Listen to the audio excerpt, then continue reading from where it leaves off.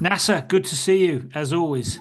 So let me start by asking you to tell me about the moment when you realized you had a global business on your hands, or that you could potentially turn Microlink into a global business. I mean, tell us about that moment.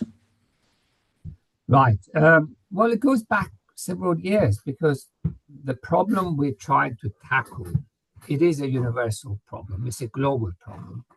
And really the solution is the same, except some places more challenging than others. Yeah. But universally speaking, if we apply the same solution to any country, it should work because the principle is sound. And so I've more or less known there would be a global appeal, but it's taken quite a long time because the cultural uh, imbalances in countries we operate, to me, was always a reason why we couldn't do things outside UK. So I think maybe post-COVID, that's become much more Right. possible. Yeah, before that, I thought if I wanted to do this anywhere else, we had to have feet on the ground in different countries and different practices. It's not easy for a small company. But since COVID, everything has gone kind of virtual. And we realized that actually we can do that in London as well as in, I don't know, Washington, D.C., as well as in Cape Town. It makes no difference where you are because the solutions and the people who are doing it and working are the same. Mm. I mean, and one of the things that's interesting about your business is that it's a global phenomena that you're trying to do something about. I mean, disabled people are everywhere on the planet, aren't they? And they have all sorts of disabilities. So they have all sorts of needs, and you're trying to do something about that. So in one sense, I mean, it's one of the few areas where I think it would be obvious, absolutely obvious, that this is something that could have a global impact. Absolutely right. The thing is, Paul, um, if you look at it deep down, I like what I have an engineering mind. My brain actually says, what is the problem and what's the easiest, quickest solution? Yeah. So when you look at disability as a condition, it's a very difficult one to fix. I mean, no way I can restore the sight for a blind person any more than I can make a dyslexic person not to be dyslexic. Yeah. However, what's so easy, the problem these conditions are causing is so much easier to overcome. So if someone who is dyslexic, typically they have difficulty with reading or writing or maybe short-term memory, just typical. So I can easily fix those. If someone can't read, I have technology can help them to read or to write, or even deficit memory. We can compensate that by taking notes and then revision. And all. It's so easy to do. Same goes for someone who's blind with sight loss. There are solutions. The technologies have been for donkey's years that people will be able to have screen readers to tell them what's on the screen. So if they are using computers, they're a bit slower in accessing the information, but information is there so they can actually process. And that's how people overcome the condition. The biggest beneficiary for technology are the deaf. Previously, they had to sit at home, communicate by writing letters and waiting for the return. But nowadays, they take a mobile phone, text message to someone, they get the answers immediately, and obviously they can get on with life. If there's a job they can do, communication doesn't become a problem. So I think for us to find the communication tools to address the needs of all these different conditions, very easy. It's now universal, cheap, high access, and certainly it's become what everyone uses as well. So it's become universal communication tools that we can apply to people who traditionally suffered from not having access to information. And presumably governments around the world, I mean, you know this better than I do. So, presumably governments around the world are recognizing that disabled people are ubiquitous and that they're a critical part of the labour market and companies need people. I mean, you might have recruited somebody and they then become disabled, etc., etc. So, I mean, correct me if I'm wrong. I mean, my reading of the situation is that there's a growing understanding that we need to keep disabled people in the labour market. I mean, is that fair?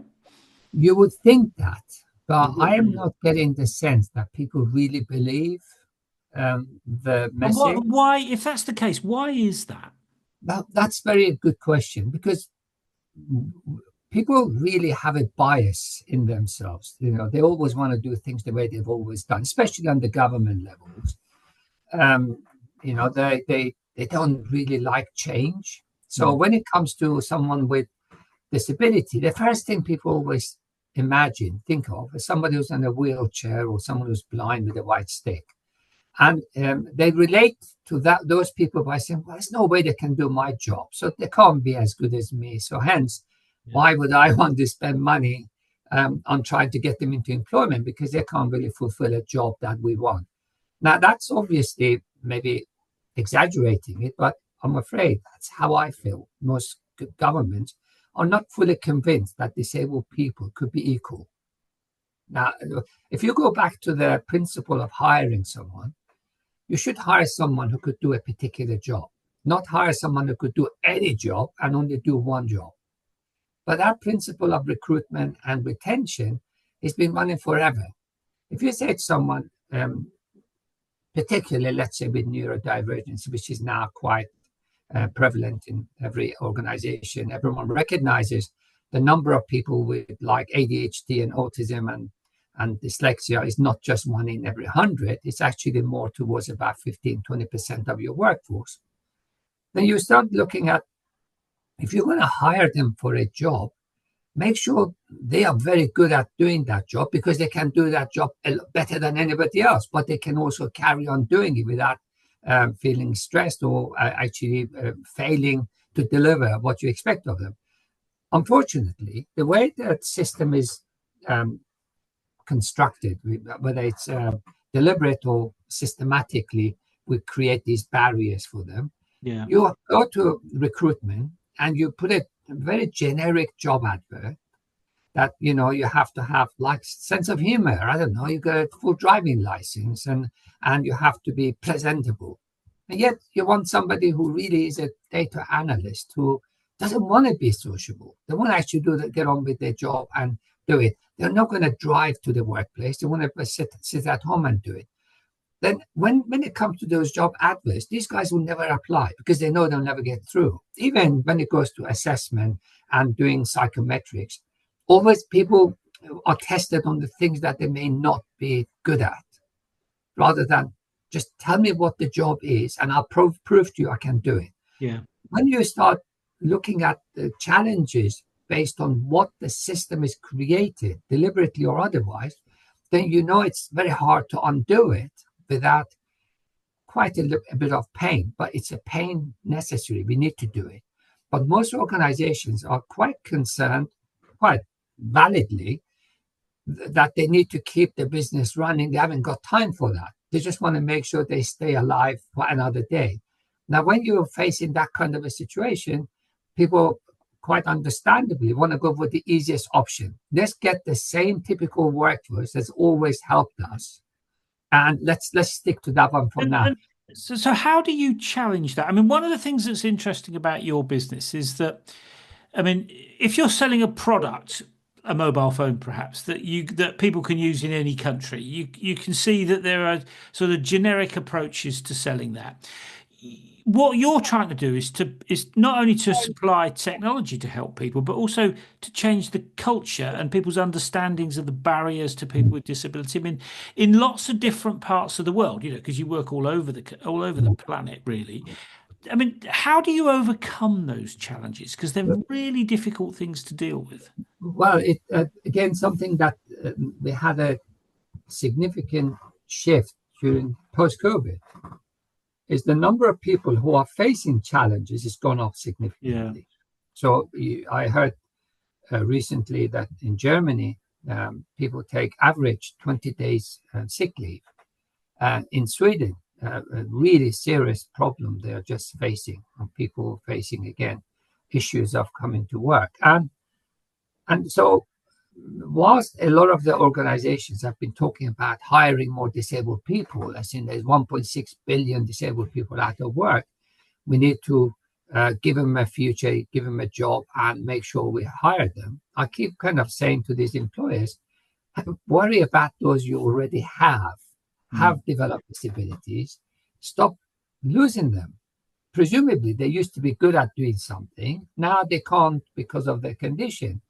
We can easily fix those. We can easily remove those barriers they're facing because of their condition.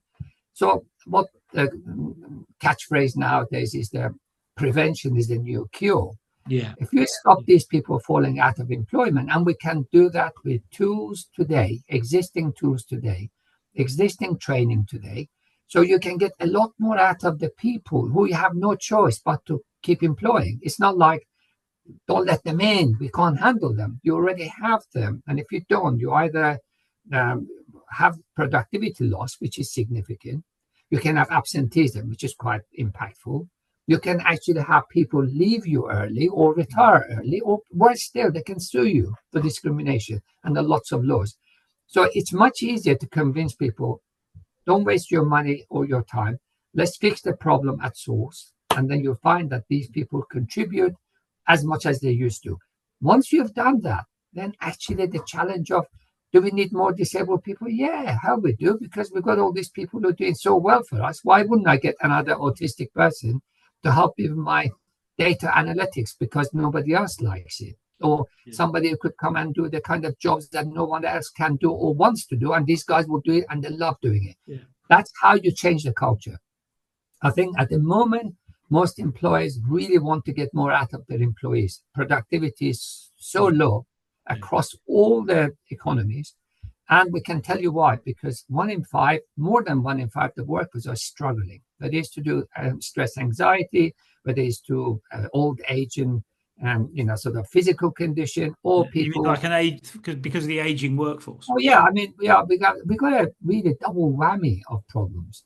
The young are coming through from the education and the graduates. They seem to be quite heavily burdened by mental health challenges, and the 50 pluses with the physical challenges.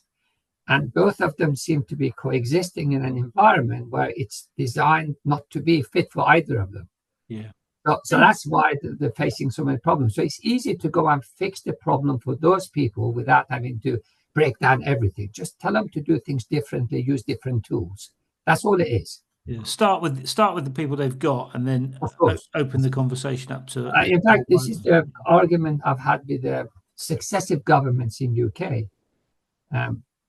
Those campaign to get more people back to work, it will not succeed, because unless employers realize they can do more to retain the disabled employees, they're not going to be ready to hire more disabled people. Yeah. And it's not working well, because even in UK last year, we had 300,000 more people join the ranks of unemployed, long-term unemployed due to the health condition, which means if we were not even able to keep that balance, or at least keep it neutral, the challenge of getting them back to work is going to be multiple harder in the future years, which it's been proven to be true. So, I mean, one of the other things I think that's really interesting about your business is that, it's very interesting how you've outlined how you approach that in the UK.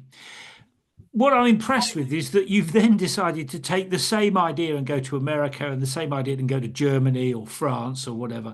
I mean, it sounds to me like you're a sucker for punishment, really, because it's hard enough to make progress in the UK where you're based. I mean, what made you step outside of the UK to take on perhaps an even bigger challenge in places like the US? I mean, what motivated you to do that? Each country has a particular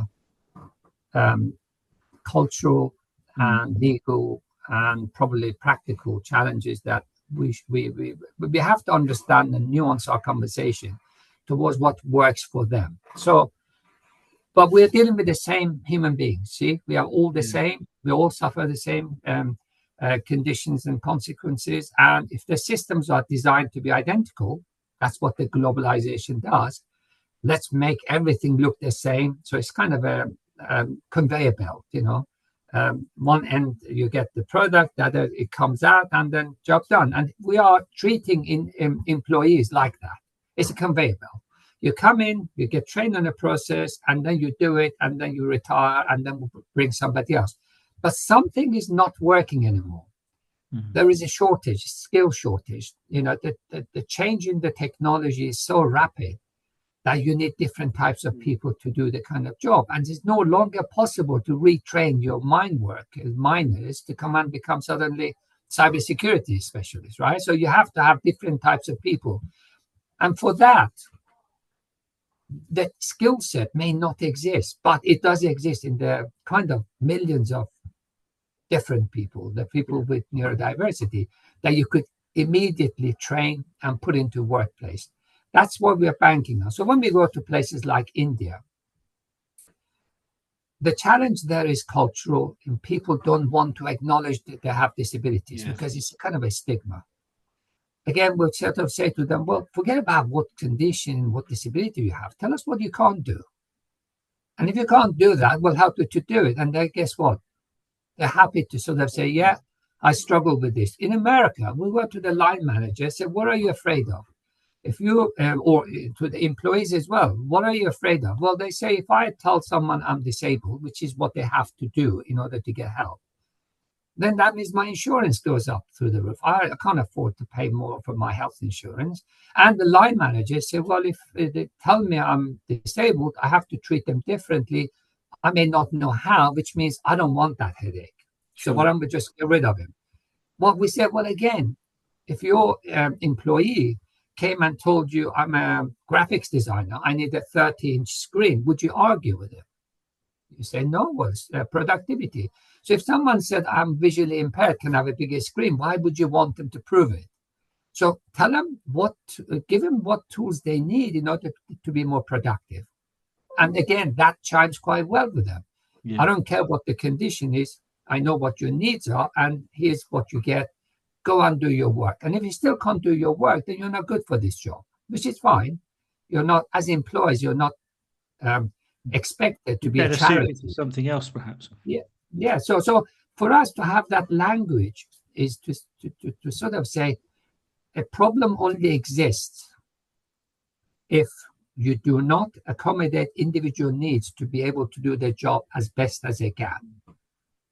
If you can actually give them the tools they need to be at the best of their ability, then there is no problem. There's no disability, there's no equality, nothing needs to come in other than you pay me a salary, I do the job as well as I can. That's what and it seems to be working really well. And part of the obviously problem with the breaking down those kind of attitudinal barriers is that they're still not convinced disabled people can be as good in doing a job. And that's really a problem. And that's just in here, isn't it? It is, because the type of people you deal with, unfortunately, Paul, is when you put disability in a kind of a diversity and inclusion box, you're talking about normally fringe of society, people who need different treatment to get the same results.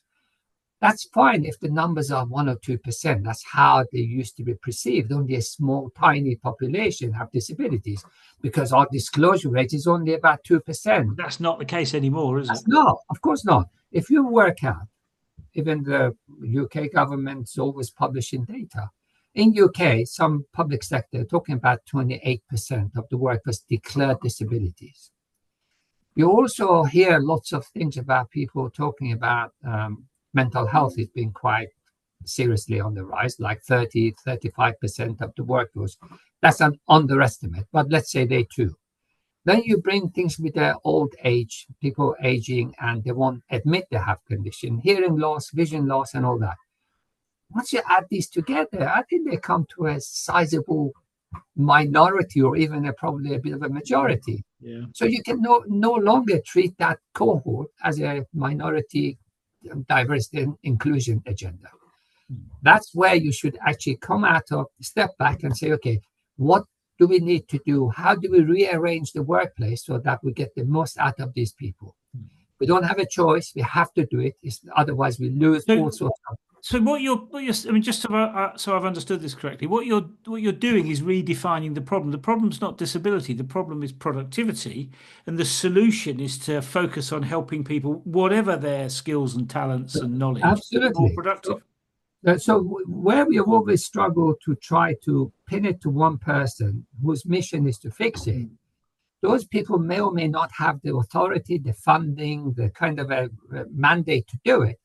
What we are looking for, as our good friend Suzanne Scott Parker came up with, and she's been in disability for many, many years, she said, what's missing is a chief productivity officer.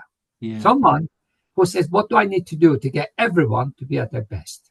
And if you get that kind of position in an organization, they wouldn't care about the reason why someone is not productive. They want to find a way of making them productive.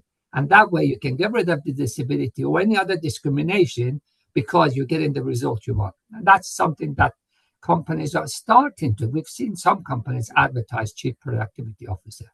Yeah. So one of the other interesting things about, you know, you've got a relatively small company. I know you do employ quite a few people, but in the scheme of things, it's relatively small, certainly compared to some of your clients, like, HSBC or whatever, that employ thousands and thousands and thousands of people. I mean, you've got a relatively small company, but you're working around the planet. I mean, one of the things that interests me about that is how do you get the best out of your teams inside Microlink? How do you ensure that they're as productive as possible? Because it's a small team, but it's a tough gig working globally, isn't it? I mean, give us a sense of how you manage that situation in your own context. Of course. Well, lucky for us, as a small company, we have a can-do attitude. Yeah. So we've worked in very tightly regulated industries for many years because we are very agile as well, an entrepreneur kind of a attitude towards business. We know what the tools are that could help to fix the problem.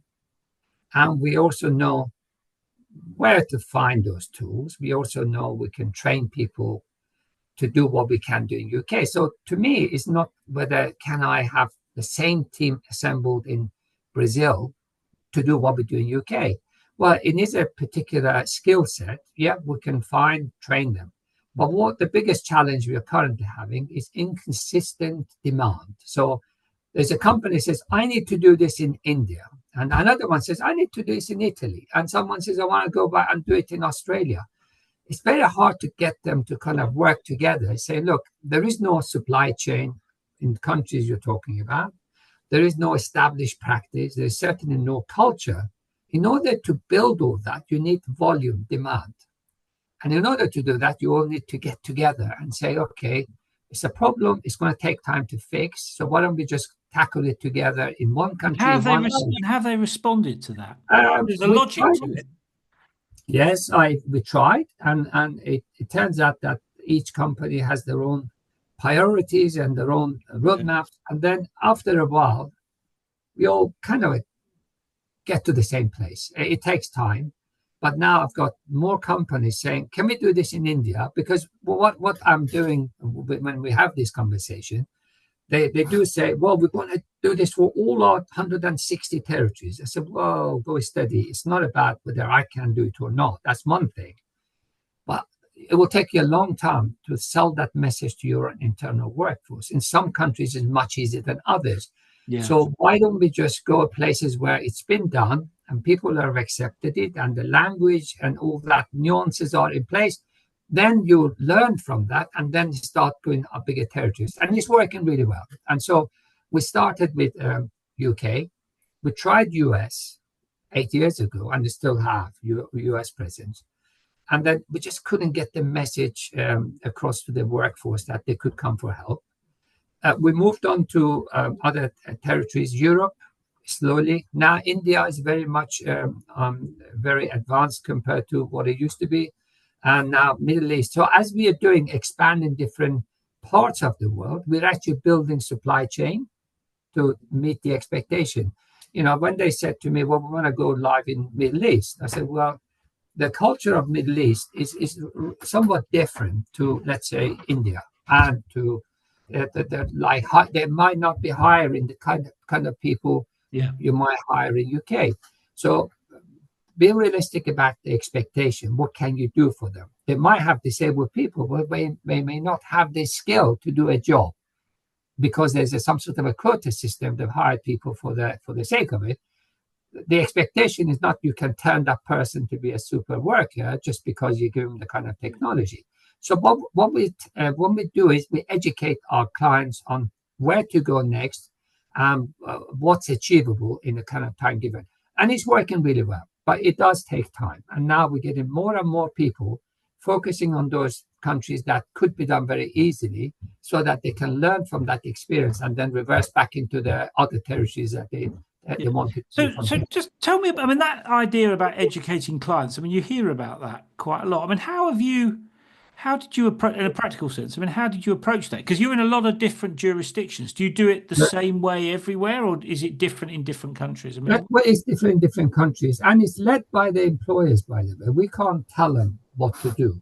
We will help them to find the kind of solutions that works for them.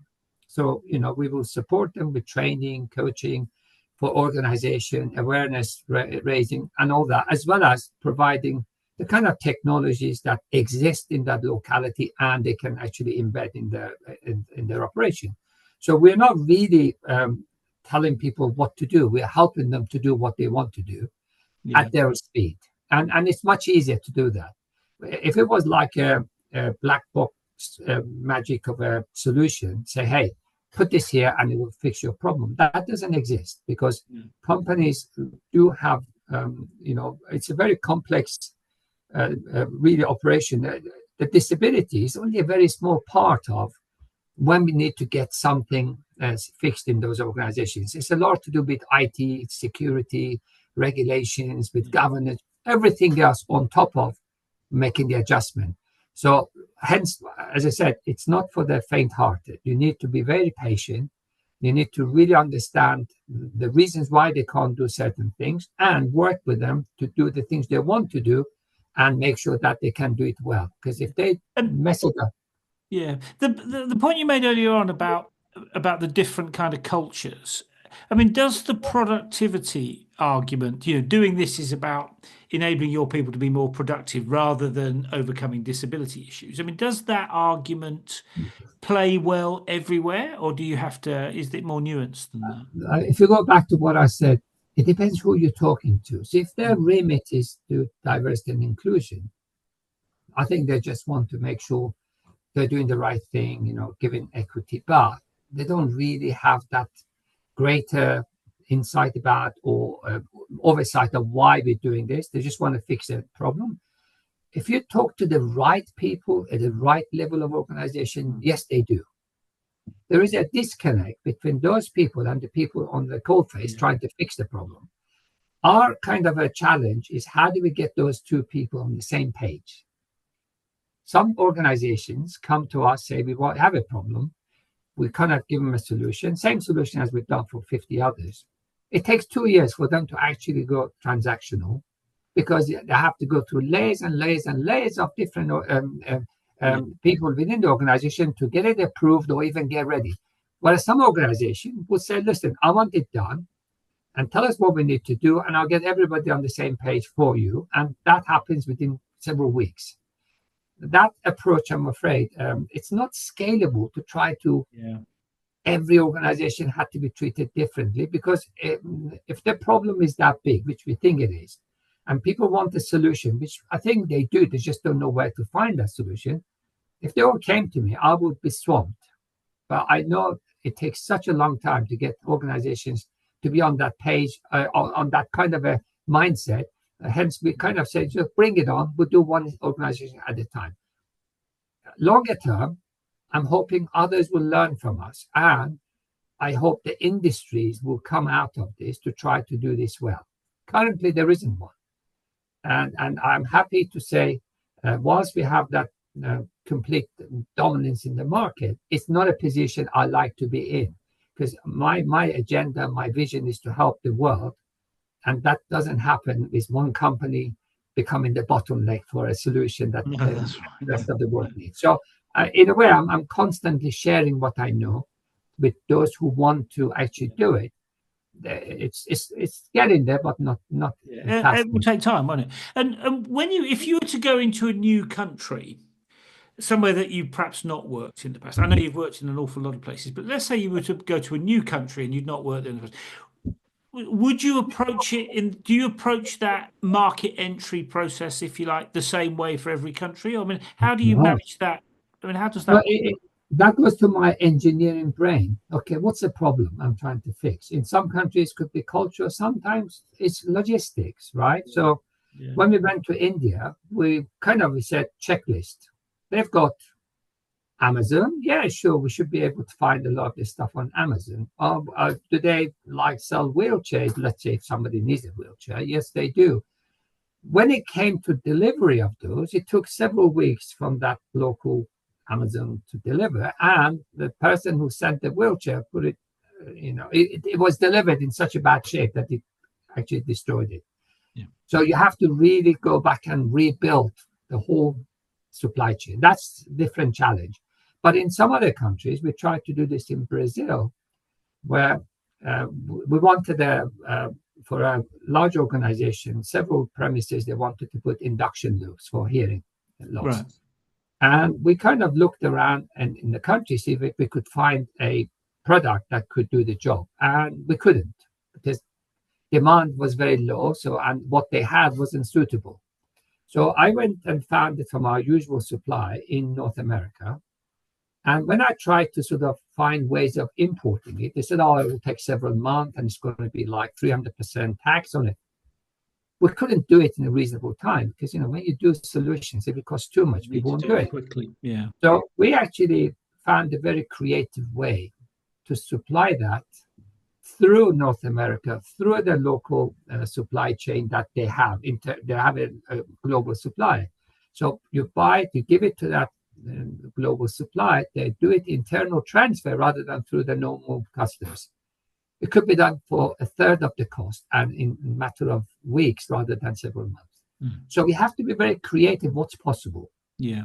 So for me, to have a legal entity in Chile, for example, because I've got clients who operate in Chile, is not practical because the numbers would be low. For me to set up a business unit there is going to be costly, but I can set up local suppliers who could do the products or can provide local suppliers who could provide the other services.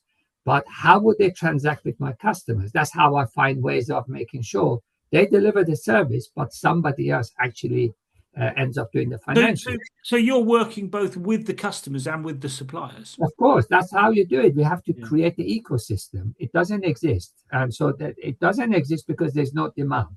So suddenly the demand comes, you have to go and create the ecosystem. That can only work if that demand comes through. It's a chicken and egg situation. Yeah. So we're working, we expect, we manage their expectation. So if they say we want to do this in Brazil, I would say, well, it was going to take 6 months. But meanwhile, why don't we just try several cases that we can help finding different solutions? They won't be like quick, but it will actually help us to unblock this. But however, if you go to a country like UK, when someone says, how soon can I have a solution? We literally say, by tomorrow morning, you can send me refer me someone. I can actually find you a solution, give them my solution within 10 days. Yeah. That's how quickly we can do it. But in some countries, it takes longer. Sure. And one of the things that's also interesting, I mean, you work with clients, you also work with suppliers, but you're also, I mean, one of the conversations we've talked about this in the past, you're also actually developing the technologies that are supplied to people. I mean, tell us about that. Because I know you do a lot around developing new products, new techniques, new technologies to help people with a whole range of different disabilities. I mean, how does that bit work? Because you're generating the products that the suppliers can supply to the clients as well. So you're working. It is very true. Well, we actually, again, as I keep referring, my mind, my brain is like an engineer's brain. I don't have to invent tools to fix a problem. I can sometimes repurpose the tools made for something else.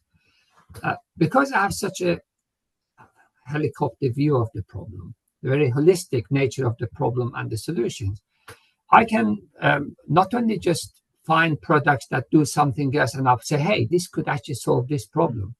I also can have my own team develop some of those tools that don't exist.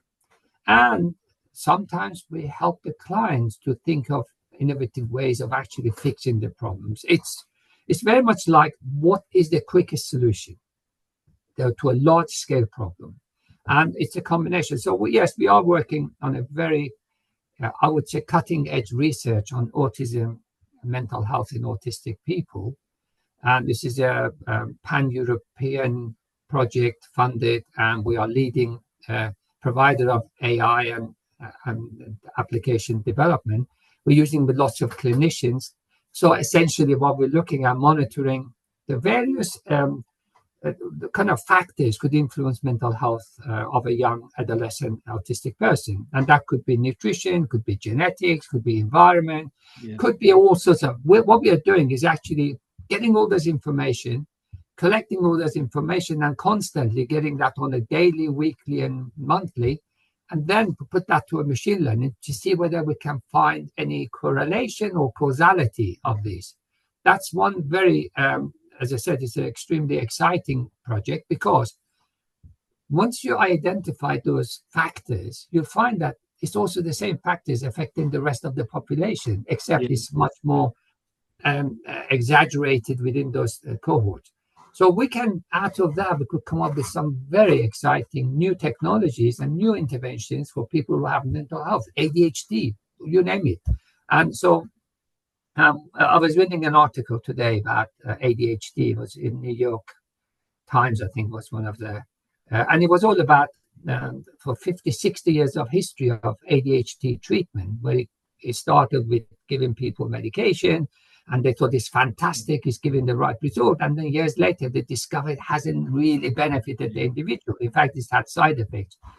And it's not that it's not the answer. It's not the only answer. So you have to have all the other factors put together and make sure you identify the person who you want to have the best in life, identify their talent, train them on that talent, nurture them, and then so they become good at it. And that keeps their mind and their body in tune with what they want to do, and they're much happier. If you don't do that sequence, then you'll find that they will, they'll end up behaving totally differently and not in the right way, and that the society pays a big price. But when you sort of say, well, how's that different to actually any individual, not just people with ADHD, you're quite absolutely right.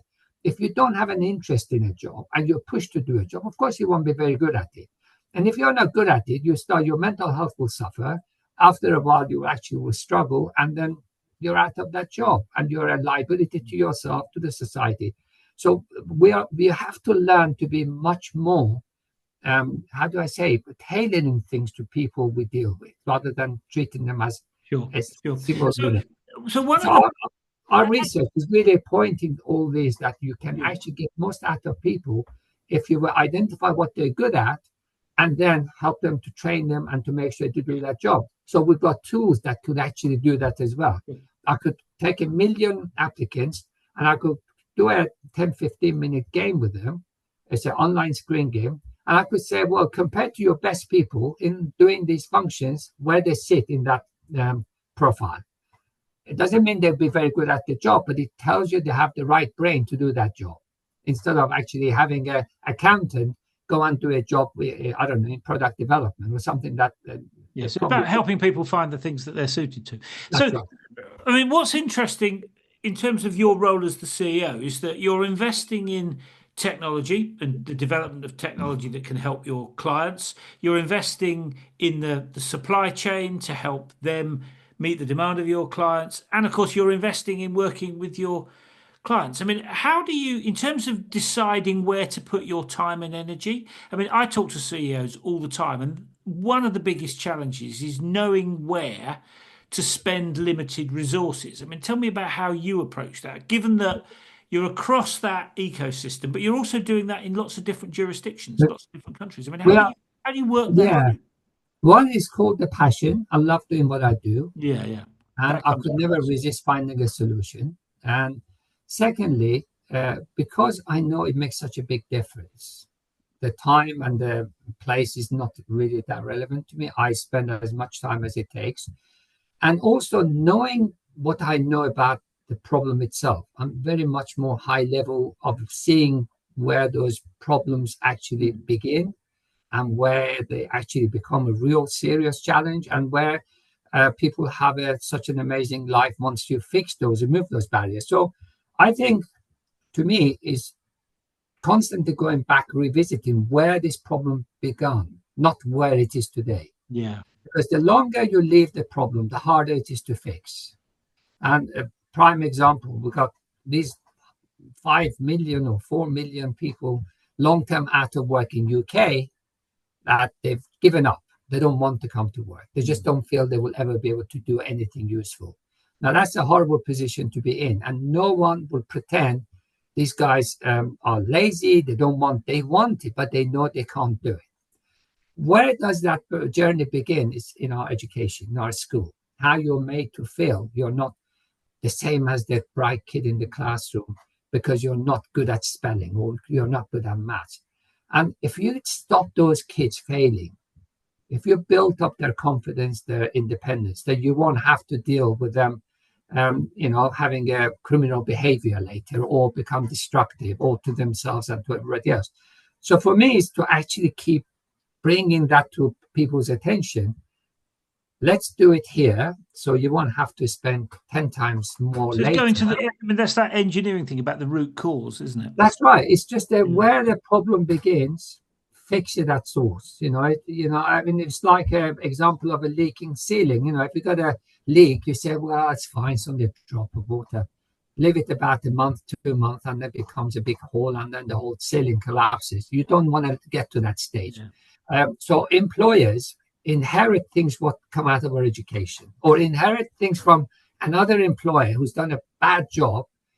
This guy's left them, come to you, they're still lacking the confidence, independence, and the right tools, and then they lose this job, and that's it.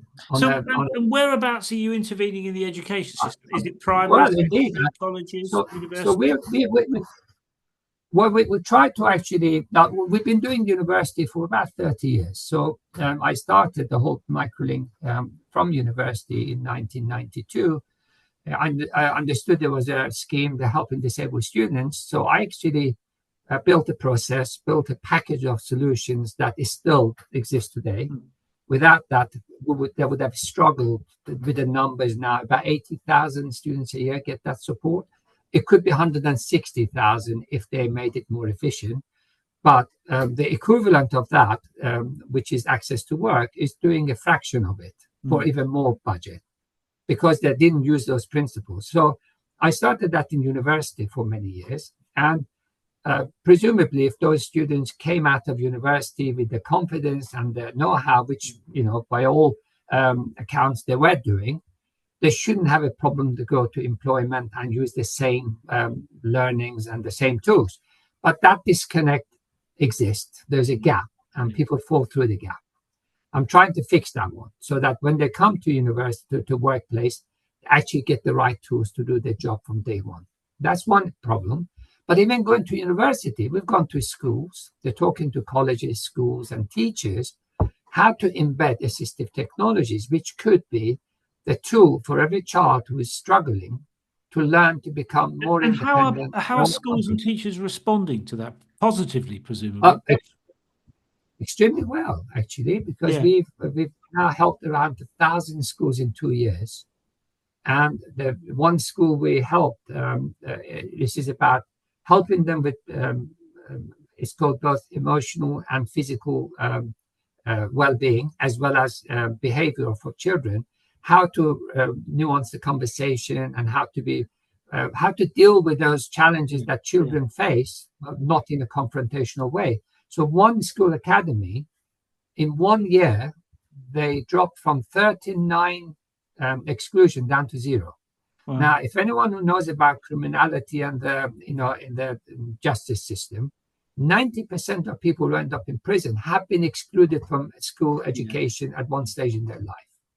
prevent the problem, you'll stop so many of these people And failing. are you gonna, I mean, that's obviously what you've been doing in the UK, which obviously is where Microlink started. Are you gonna do something similar in other jurisdictions, the US, India, Brazil, etc.? I mean, is that Well, the plan for those absolutely. countries? Well, there are barriers, different sorts of barriers, but barriers are barriers nevertheless. The barrier is communication. Children who can't communicate effectively, whether it's seeing, hearing, writing, reading, or Yeah, whatever, yeah, if you remove those barriers, then they should perform like every other child. Okay, so that comes to this element of what are the biggest barriers people face, and how quickly and how easily and cheaply can you fix it. In India, for example, we're working on a project. Well, I don't have the money to pay for it myself, but I have incredibly good partners like charities, NGOs, who do a particular job really well. So there's one called Solar Ear. They're based in Brazil. They create low-cost hearing aids. They right, manufacture low-cost hearing aids in countries where hearing aids can be very expensive. And also they've developed a audiology tool for diagnosing hearing loss without an audiologist, remotely using a mobile phone. So bring those two together. So in India, we're trying to get some funding, some of our clients' ESG funds, to do a screening of nearly 1 million children in a province in India, to do hearing screening and identifying those who are young kids who've got hearing loss, that no one knows about, and addressing those issues, the challenges, so that they can participate in education. Okay, whilst that's not going to guarantee the future, it actually guarantees they're not going to fail. yeah. Right? And So it's you a get step good in the right history. direction, isn't it? Absolutely. But the problem could be very big. But if you can fix one part of the problem, somebody else, somewhere else will come and do the rest. I mean, I'm also working with a nutrition experts teams that for past 17 years or maybe longer, I funded a project with a Southampton University, and they wanted to do e-learning, how to treat malnourished children. Now, at the time, the mortality of malnourished children was quite high, about 30%. I think it was about nearly 20 years ago. So with the e-learning that we paid and I brought people in and hired, they wrote it. Now I've been told recently the rate is dropped to around about 3-4%. Now, if you multiply the numbers of Yeah, children benefited, it could be running into millions.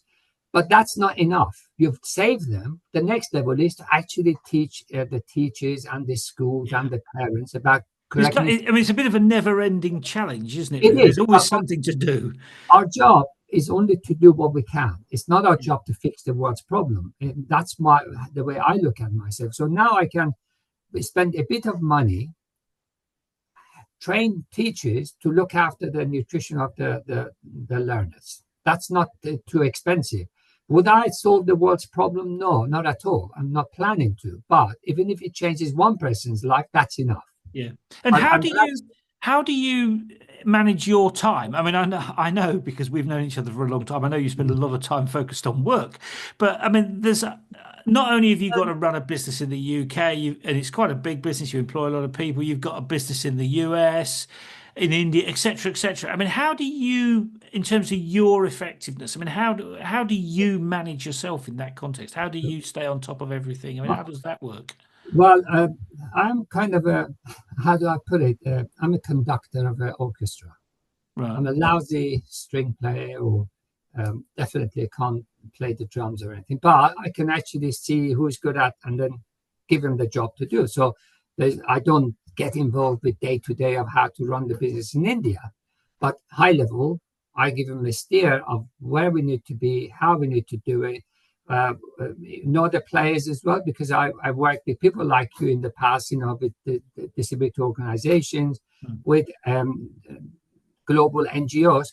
For me, I know what the solutions look like and where to find it, but then I get good people say, okay, that's what you need to do, and they go and do it. So it is much easier than you make it out to be. It's like, as I said, that the orchestra conductor is only moving that, waving the hands, but people doing all the job. All they do is just sitting around, just Yeah. conducting. Yeah. Yeah. So that's what I do, really. I don't think I'm killing myself by overworking myself. Well, But I'm it's glad to hear that. I'm glad to hear you're not killing yourself. That would be a yeah, disaster. no, So, my wife does will make sure I don't. She does force me to go out. She took me to Kew Garden this weekend, and I enjoyed it because it was a quiet moment for me to think about other ideas that I had in my head, but I didn't sure, have time. sure. Sitting So down to on that point about what ideas, so let me go right back to the beginning. So if you were to start again, I mean, it's Mhm. interesting how you described that moment when you thought you had a global business on your hands. I mean, if you were to go back to the beginning, knowing what you know, because you've been doing this for 30 odd years, what one piece of advice would you give yourself if you were starting again, knowing what you know now?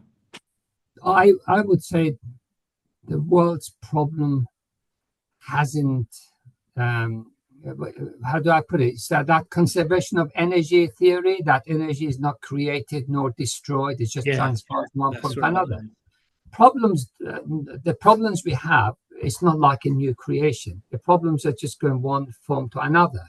So to me, in 30 years, I've learned that human behavior is much easier to change if you do that by really showing them what good looks like, and then there is no reason, there's no excuse they could not do it. And if they don't do it, it means they don't plan to do it ever. Hmm. So I don't waste my time on people who still deny Earth is not flat. So if they say I want to do something and I can convince them they're not doing it because they don't want to, then at least I'll tell them don't talk. Don't say things which are not helpful by saying I'm doing something if you're not. To me, if I were to do things differently, I don't know, to be honest, Paul. If I wanted to do a straight line of where I am from 30 years ago, I think I would enjoy doing everything I've done in that 30 years. It's taught me a lot about resilience, taught me a lot Yeah, about how I could actually build a global business by failing so many times. yeah, Because unless you fall on your knees, there's no way you're going to be a good runner, good athlete, good football player. You need to regain your balance by falling, and that's what I've done in business. I've learned so many times, built the business up to peak of its ability, then suddenly it crashed because I never thought that, okay, once I get there, what do I do next?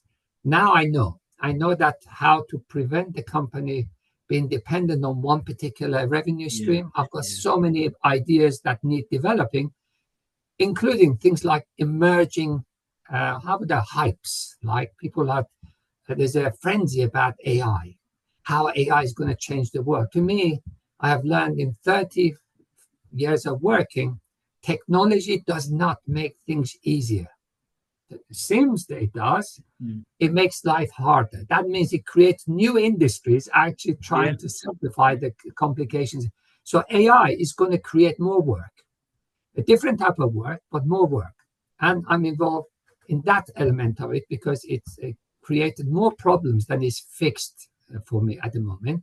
And yeah. I'm trying to find the solutions that bring AI and not the problems with it. So again, that's how I'm I mean, I working. think that's a lovely statement to end on. That technology creates more work. I mean, I really like that because not many people would say that. The other thing I really like, because obviously we've known each other for a long time, Nas.